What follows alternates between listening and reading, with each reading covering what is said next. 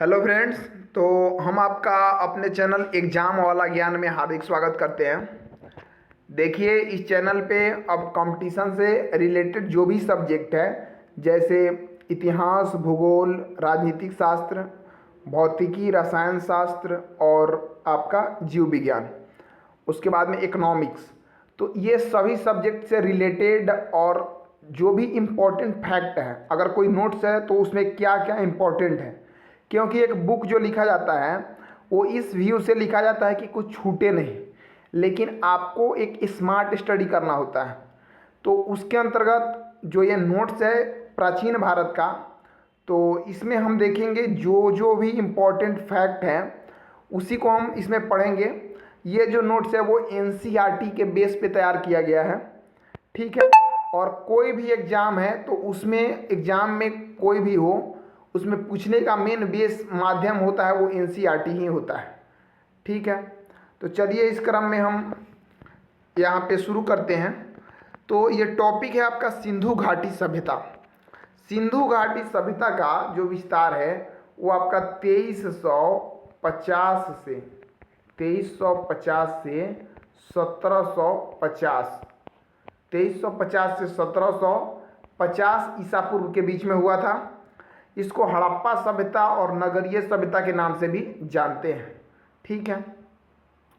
उसके बाद में देखेंगे कि 1853 ईस्वी में अलेक्जेंडर कनिंघम ने हड़प्पा का सर्वे किया था। तो हड़प्पा का सर्वे कब हुआ? 1853 में, और अलेक्जेंडर कनिंघम के द्वारा हुआ था, ठीक है। उसके बाद में आप यहाँ देखेंगे कि भारतीय पुरातत्व विभाग का स्थापना अलेक्जेंडर कनिंघम ने किया था। और कब किया था? तो पुरातत्व विभाग का स्थापना 1861 में किया। 1921 में जॉन मार्शल ने दयाराम साहनी को हड़प्पा उत्खनन के लिए नियुक्त किया। तो हड़प्पा सभ्यता का खोज 1921 दयाराम साहनी, और 1922 ईस्वी में राखल दास बनर्जी द्वारा मोहनजोदड़ो का उत्खनन किया गया, ठीक है। तो ये ध्यान रखेंगे आप कि भारतीय पुरातत्व विभाग का स्थापना अलेक्जेंडर कनिंघम के द्वारा, और कब? 1861। उसके बाद 1921 में दयाराम साहनी द्वारा हड़प्पा सभ्यता का खोज किया गया था, और 1922 ईस्वी में राखल दास बनर्जी द्वारा मोहनजोदड़ो का खोज किया गया था, ठीक है। अब आप देखेंगे इसमें कि इतिहासकार एक था, उसका नाम था पिगट। क्या नाम था? पिगट। तो पिगट ने हड़प्पा एवं मोहनजोदड़ो को सिंधु घाटी सभ्यता की जुड़वा राजधानी कहा है। तो पिगट ने हड़प्पा एवं मोहनजोदड़ो को सिंधु घाटी सभ्यता की क्या कहा है? जुड़वा राजधानी कहा है, ठीक है। अब आप देखेंगे यहाँ पे हड़प्पा सभ्यता का विस्तार कैसे कैसे हुआ। तो देखिएगा, यह विश्व की सबसे बड़ी सभ्यता है। देखिए, हड़प्पा सभ्यता के समकालीन मेसोपोटामिया का सभ्यता, मिस्र का सभ्यता, समझे, तो ये सब सुमेरियन, तो ये सब जो सभ्यता था ये हड़प्पा सभ्यता के समकालीन था। लेकिन सभी सभ्यताओं में विश्व में सबसे जो बड़ा सभ्यता है वो है आपका हड़प्पा सभ्यता। यह लगभग 13 लाख किलोमीटर स्क्वायर क्षेत्र में फैला हुआ है। कौन? हड़प्पा सभ्यता। यह भारत, पाकिस्तान, अफगानिस्तान में फैली हुई है, और यह त्रिभुजाकार सभ्यता है। कैसा सभ्यता है? त्रिभुजाकार सभ्यता है। यह कांस्य युगीन सभ्यता है। त्रिभुजाकार है और कांस्य युगीन सभ्यता है। उसके बाद में यहाँ पे आप देखेंगे हड़प्पा सभ्यता जो है, तो उत्तर में मांडा, मांडा कहाँ है? कश्मीर में, चिनाब नदी पे। दक्षिण में दैमाबाद, महाराष्ट्र में प्रावरा नदी पर है। पूरब में आलमगीरपुर, यूपी में हिंडन नदी पर है। और पश्चिम में सूतकांगेडोर, बलूचिस्तान जो पाकिस्तान के अंतर्गत आता है, वहाँ दासक नदी पर है। तो ये हड़प्पा सभ्यता का विस्तार उत्तर में मांडा से दक्षिण में दैमाबाद तक, और पूरब में आलमगीरपुर से पश्चिम में आपका सूतकांगेडोर तक है, ठीक है। तो ये जरूर ध्यान रखेंगे। उसके बाद में इसमें इम्पोर्टेंट नहीं है, हम आपको बताए हैं पुरानी एनसीईआरटी के अनुसार 2350 से 1750 बीसी तक हड़प्पा सभ्यता का काल निर्धारण किया गया है। और ये समय का जो निर्धारण है ये आपका कार्बन 14 पद्धति से किया जाता है। किस पद्धति से? कार्बन 14 पद्धति से। तो ये आप ध्यान रखेंगे, कार्बन 14 पद्धति। अब आइए देखते हैं हड़प्पा के बारे में। तो हड़प्पा जो है, ये आपका हड़प्पा देखिएगा पाकिस्तान के अंतर्गत पंजाब आता है। ये एक एग्जाम होता है बीपीएससी के अंतर्गत सीडीपीओ का, तो उस एग्जाम में पूछा हुआ क्वेश्चन है कि निम्नलिखित में से कौन दो जगह है, और पंजाब ऑप्शन में था। तो देखिए पंजाब दो जगह है, भारत में भी है और पाकिस्तान में है। तो पाकिस्तान के अंतर्गत जो पंजाब आता है ना, वहीं पर हड़प्पा सभ्यता मतलब वहीं पे पाया जाता है। हड़प्पा सभ्यता जो है वो रावी नदी के तट पर है, और उत्खननकर्ता आपको बताए हैं दयाराम साहनी। कब? 1921। कब? 1921। और R37 कब्रिस्तान हड़प्पा सभ्यता में से मिला है। विदेशी का कब्र जो है ये भी मिला है। तो कब्रिस्तान वगैरह मिला है कहाँ से? हड़प्पा सभ्यता से। खोज दयाराम साहनी, और नदी जो है वो रावी नदी के तट पर है। ठीक है, अब आप देखेंगे मोहनजोदड़ो के बारे में। तो यहाँ पर देखिएगा मोहनजोदड़ो पाकिस्तान का सिंध प्रांत है, उसके अंतर्गत आता है। ठीक, ये जो है सिंधु नदी के तट पर है। मोहनजोदड़ो किस नदी के तट पर है? सिंधु नदी के तट पर है। इसके उत्खनन करता है राखल दास बनर्जी, और कब? 1922। कब? 1922। मोहनजोदड़ो का जो अर्थ है वो है मृतकों का टीला। अब देखेंगे यहाँ से क्या क्या मिला है। तो विशाल स्नानागार मिला है। उसके बाद में आप देखेंगे कि इसके उत्तर दिशा में 6 वस्त्र। तो देखिए इसमें हम आपको शॉर्ट में समझाते हैं कि एक कांस्य की नर्तकी की मूर्ति मिली है। कैसी मूर्ति? नर्तकी की मूर्ति एक मिली है मोहनजोदड़ो से। उसके बाद में आप स्नानागार देख लिए। स्नानागार के बाद में मातृ देवी, तो मातृ देवी की भी मूर्ति एक मिली है। ठीक, और उसके बाद में आप देखेंगे कि अन्नागार क्या मिला है? अन्नागार। तो उसके बाद आप देखेंगे कि यहाँ से क्या मिला है? अन्नागार मिला है। ठीक, तो आप देखेंगे ये सब चीज़ कि नर्तकी का मूर्ति, मातृ देवी का, स्नानागार और अन्नागार। अगर नहीं याद हो रहा है तो हम याद आपको करवा देते हैं। ऐसे मोहनजोदड़ो से आपके दिमाग में ये चीज़ सोचना है कि मोहन एक व्यक्ति है, उसकी जो पत्नी है वो है नर्तकी। क्या है? नर्तकी है। वो क्या करती है कि रोज़ स्नान करती है, तो स्नानागार मिल गया। रोज़ स्नान करती है, फिर मातृ देवी की पूजा करती है, तो मातृ देवी मिल गए। और पूजा करने के बाद में फिर अन्न ग्रहण करती है, यानी खा लेती है। ठीक, तो मोहनजोदड़ो से यानी मोहन की पत्नी क्या है? नर्तकी है। तो यानी कांस्य की नर्तकी का भी यहाँ पे चित्र मिला है, और वो नग्न अवस्था में है। उसके बाद में मोहन की पत्नी जो नर्तकी है, तो वो क्या करती है? स्नान करती है। स्नान करने के बाद मातृ देवी की पूजा करती है, और मातृ देवी की पूजा करने के बाद में क्या होता है कि वो अन्न ग्रहण करती है। तो इस तरह से आपको याद हो गया होगा। अब देखिए, अब हम देखते हैं यहाँ पे सूती कपड़ा का साक्ष्य जो है ये भी मिला है। कहाँ से? तो मोहनजोदड़ो से मिला है। चावल का साक्ष्य भी मिला है, सूती कपड़ा का साक्ष्य और चावल का साक्ष्य। अब देखिए, अब देखते हैं यहाँ धौलावीरा के बारे में। ये है आपका गुजरात में। इसके उत्खनन करता है रविंद्र सिंह बिष्ट। तो धौलावीरा के उत्खनन करता है कौन है? रविंद्र सिंह बिष्ट। हड़प्पा के दयाराम साहनी, मोहनजोदड़ो राखलदास बनर्जी। तो ध्यान रखना है। और धौलावीरा का रविंद्र सिंह बिष्ट। यह शहर किसी नदी के किनारे स्थित नहीं है। तो कौन शहर किसी नदी के किनारे स्थित नहीं है? तो यह है आपका धौलावीरा। अब देखिएगा, यह शहर 3 भागों में विभाजित है। तो मेनली जो हड़प्पा सभ्यता का शहर था ना, तो वो 2 भाग में था। एक आपका वेस्ट और एक आपका ईस्ट। वेस्ट वाला ऊपर था और कम दूर में फैला था, और यहाँ धनी लोग रहते थे। ईस्ट वाला नीचे था, ज़्यादा दूर में फैला था, यहाँ गरीब लोग रहते थे। लेकिन मात्र एक क्षेत्र था जो ऊपर और नीचे और बीच में तीनों भाग में फैला था, और इस क्षेत्र का नाम क्या था? धौलावीरा। क्या नाम था?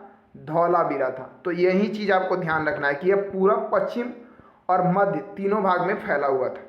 ठीक है, अब आप देखेंगे यहाँ पे स्टेडियम के साक्ष्य भी मिलते हैं धौलावीरा से। अब आते हैं चनहुदड़ो के बारे में। तो देखिए चनहुदड़ो जो है ये कहाँ है, पाकिस्तान के सिंध में। तो बताइए पाकिस्तान के सिंध में एक और क्षेत्र था, तो हाँ था, वो नाम था मोहनजोदड़ो। ठीक, चनहुदड़ो के खोजकर्ता है एनजी मजूमदार। कौन है, एनजी मजूमदार। और कुत्ते द्वारा बिल्ली का पीछा करने का साक्ष्य मिला है चनहुदड़ो से, यानी कुत्ता और बिल्ली दोनों के पंजा का निशान मिला है। तो कुत्ते द्वारा बिल्ली का पीछा करने का साक्ष्य कहाँ से मिला है, चनहुदड़ो से मिला है। और ये एकमात्र नगर है जो दुर्गीकृत नहीं है। कैसा, दुर्गीकृत ये नहीं है। ठीक, तो ये दुर्गीकृत है कि नहीं, तो दुर्गीकृत नहीं है चनहुदड़ो। तो ये आप ध्यान रखेंगे। अब देखिए हड़प्पा सभ्यता का दयाराम साहनी, मोहनजोदड़ो राखलदास बनर्जी, उसके बाद में विष्ट जो हैं वो हैं आपके धौलावीरा के, और एनजी मजूमदार जो हैं ये हैं आपके चनहुदड़ो के। तो अब देखते हैं आगे सुरकोटदा। तो इसके बारे में सिर्फ इतना याद रखना है कि गुजरात में है सुरकोटदा। और घोड़े की हड्डियों का जो मतलब कि प्रमाण मिलता है तो कहाँ से मिलता है, तो वो सुरकोटदा से मिलता है। लेकिन सिंधु घाटी सभ्यता के लोग को घोड़ा का ज्ञान नहीं था। सिंधु घाटी सभ्यता के लोग को घोड़ा का ज्ञान था कि नहीं, तो नहीं था। अब देखेंगे ये कुणाल हरियाणा में है, इंपॉर्टेंट नहीं है। दैमाबाद महाराष्ट्र में है और धातु रथ के लिए प्रसिद्ध है। रोजदी है गुजरात में। रोपड़ ये इंपॉर्टेंट है, रोपड़ कहाँ है, पंजाब में। और मनुष्य के साथ कुत्ता को दफनाने का साक्ष्य मिला है। अभी आप पीछा पढ़े थे कि कुत्ता और बिल्ली के पंजा का निशान कहाँ मिला है, तो ये आपका चनहुदड़ो में मिला था। कहाँ मिला था, चनहुदड़ो में।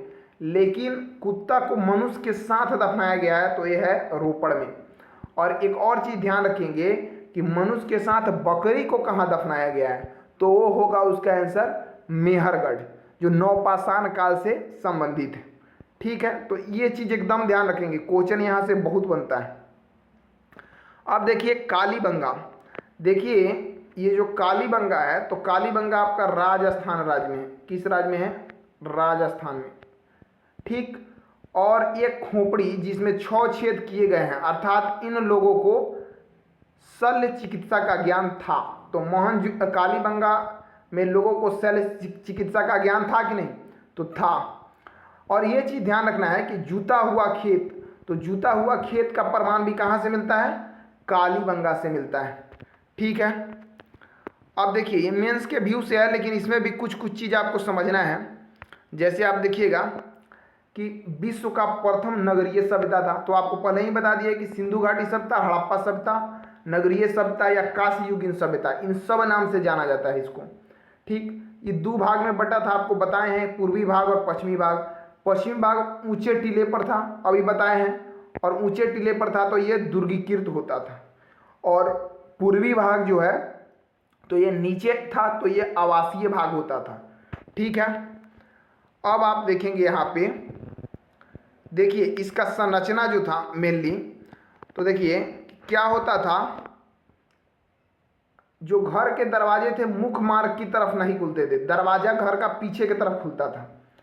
क्या होता था कि जैसे मान लिए कि आप ये घर हुआ, ये घर हुआ, घर हुआ और घर हुआ। ठीक, ये हुआ आपका रास्ता, तो रास्ता ऐसे होता था।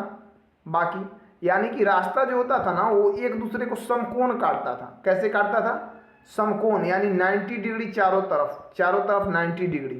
ठीक, अब ये जो रास्ता समकोण काटता था एक दूसरे को, तो जो भी इसके साइड में घर वगैरह हैं, तो घर से नाला का जो पानी है वो रास्ते के किनारे नाला होता था, और नाले के द्वारा ये एक जो मेन पॉइंट होता था वहाँ से फिर साफ वगैरह किया जाता था नाला को। ठीक, एक मेन पॉइंट होता था। तो आपको ध्यान रखना है कि रास्ता समकोण काटता था कि नहीं, तो हाँ एक दूसरे को समकोण काटते थे। घर जो था वो ग्रिड पैटर्न पर बनता था। किस पत्ती पर बनता था, ग्रिड पत्ती पर बनता था। और दरवाजा किधर खुलते थे, तो दरवाजा आपका खुलते थे किधर, पीछे की तरफ, घर के पीछे की तरफ दरवाजा खुलता था। ठीक है, एकमात्र जगह है जिसका दरवाजा पीछे की तरफ नहीं खुलता है, वो है लोथल। और ये बंदरगाह भी है, हड़प्पा सभ्यता का एकमात्र बंदरगाह जो गुजरात राज्य में स्थित है, उसका नाम क्या है? लोथल है। अब आप ध्यान देंगे यहाँ पे आप ध्यान देंगे, नालियों को ईंट से ढका जाता था। जो नाली था तो उसको कथी से ढका जाता था? ईंट से ढका जाता था। तो ये भी आप ध्यान देंगे। अब यहाँ पे आपको क्या ध्यान देना है, देखिएगा, ये जो परिवार था हड़प्पा सभ्यता का, तो ये पितृसत्तात्मक नहीं था, मातृसत्तात्मक था। और संभवतः यानी अनुमानतः इस 4 भाग में बटा था। एक पुरोहित, एक व्यापारी, देखिएगा, पुरोहित, फिर व्यापारी, फिर किसान, और चौथा था आपका श्रमिक। क्या था? चौथा श्रमिक। तो ध्यान रखना है, पुरोहित, व्यापारी, किसान और श्रमिक, ये 4 भागों में बटा हुआ था। ठीक। और ये लोग मातृ देवी का पूजा करते थे। किसका पूजा करते थे? मातृ देवी की मूर्ति का पूजा करते थे। कम हथियार रखते थे, तो इसलिए ये मतलब सोचा जाता है कि ये लोग शांति प्रिय लोग थे, यही से कम हथियार रखते थे। पुरुष और महिला श्रृंगार करते थे और जवाहरात यानी गहना पहनते थे। ये लोग शाकाहारी और मांसाहारी भी थे। और प्रिय खेल पूछा जाए तो शतरंज एवं मुर्गे की लड़ाई। तो इसमें इम्पोर्टेंट जो है वो आपको याद रखना है कि ये बड़ी मात्रा में मातृ देवी की मूर्ति मिली है यहाँ से। और इम्पोर्टेंट जो खेल है वो है शतरंज और मुर्गा की लड़ाई। ठीक है। अब आप ध्यान रखेंगे कि शतरंज और मुर्गा की लड़ाई क्या है, इम्पोर्टेंट यहाँ पे खेल है। ये चीज़ भी आपको ध्यान रखना है कि यहाँ के जो लोग थे तो ये लोग जादू टोना टोटका में विश्वास करता था, यानी अंधविश्वासी लोग था। ठीक। देवता की मूर्ति तो मिलती है लेकिन मंदिर बनाना आरंभ नहीं हुआ था। तो पूछा जाएगा कि इस काल में मंदिर बनाना आरंभ हुआ था? तो नहीं हुआ था। और ये लोग थे अंधविश्वासी और ये जादू टोने टोटका में विश्वास करते थे, हड़प्पा सभ्यता के लोग। ठीक है। अब आप देखेंगे यहाँ पे, तो देखिए इस समय में जो था ना, बलि प्रथा में विश्वास लोग करते थे, यानी पशु का बलि दिया जाता था, ध्यान योग वगैरह किया जाता था, पशुपतिनाथ कहा जाता था। मतलब जो भी इनके देवता थे उनको पशुपतिनाथ कहा गया है। अब देखेंगे कि इस समय खेती वगैरह होता था कि नहीं। तो देखिएगा, हाँ, कृषि पर आधारित अर्थव्यवस्था थी। उसके बाद में मेन जो फसल है गेहूं, सरसों, चना, मटर, रागी, और ये सब प्रमुख फसल है। देखिए सबसे पहले अगर पूछा जाए किस फसल का खेती, तो जौ का। इसको यौ भी बोलते हैं। क्या बोलते हैं? यौ भी बोलते हैं। तो ये आप ध्यान रखेंगे, जौ ऑप्शन में नहीं रहे तब आप गेहूं को टिक करेंगे। ठीक है। अब देखिएगा, रंगपुर से चावल का भूसी का साक्ष्य मिला है। तो चावल के भूसी का साक्ष्य कहाँ से मिला है? बहुत इंपॉर्टेंट है। तो रंगपुर से। ठीक। और एक सोर्तुगई स्थान है, ये अफगानिस्तान में है। तो सोर्तुगई कहाँ है? अफगानिस्तान में है। इस समय में पशुपालन भी किया जाता था। प्रमुख जो पशु वगैरह थे तो गाय, भैंस, भेड़, बकरी, खरगोश, जो आप देखते हैं आज के टाइम में नॉर्मल, तो यही थे। बाकी जो है विदेशी व्यापार भी किया जाता था। एक सारगौन अभिलेख है। कौन अभिलेख? सारगौन अभिलेख। तो इसमें सिंधु घाटी सभ्यता को मेलुहा कहा गया है। क्या कहा गया है? मेलुहा। और यहाँ पे ऊंट, घोड़ा, हाथी से परिचित ही लोग नहीं था सिंधु घाटी सभ्यता का लोग। सारगौन अभिलेख में तो मेलुहा कहा गया है, लेकिन इसमें कपास को इसी अभिलेख में सिंडन कहा गया है। कपास को क्या कहा गया है? सिंडन। और कपास की विश्व में प्रथम खेती भारत में हुई थी। ठीक है। तो अब आप इतना चीज़ ध्यान रखेंगे।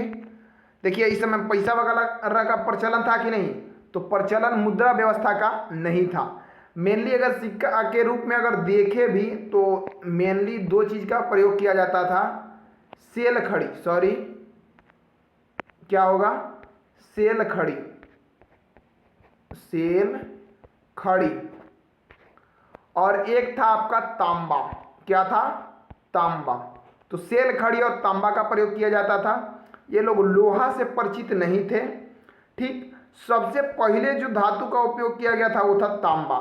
तांबा और टीना को मिल के बनता है क्या? कांसा बनता है। तांबा और टीना से मिल के क्या बनता है? कांसा बनता है। ठीक है, तो ये ध्यान देना है। सोना चांदी का प्रचलन था, यानी एक वो चीज से लोग परिचित नहीं थे, वो था आपका लोहा सी। और लोग जो है ना, तो वस्तु का आदान प्रदान, यानी वस्तु विनिमय का मतलब हुआ कि हम आपको कोई सामान दिए और आपसे दूसरा सामान ले लिए। जैसे कोई किसी को क्या हुआ कि गेहूं दिया और उसके बदले में धान ले लिया, समझे? तो यही चीज़ है वस्तु विनिमय। तो इस समय वस्तु विनिमय होता था, यानी वस्तु का आदान प्रदान होता था। उसके बाद में आप आएंगे यहाँ पे। अब यहाँ पे देखिए, मेन आपको ये सब चीज़ तो हम बता ही दिए हैं आपको, जो भी मेन फैक्ट था। अब देखिए सिंधु घाटी सभ्यता के पतन का क्या कारण था।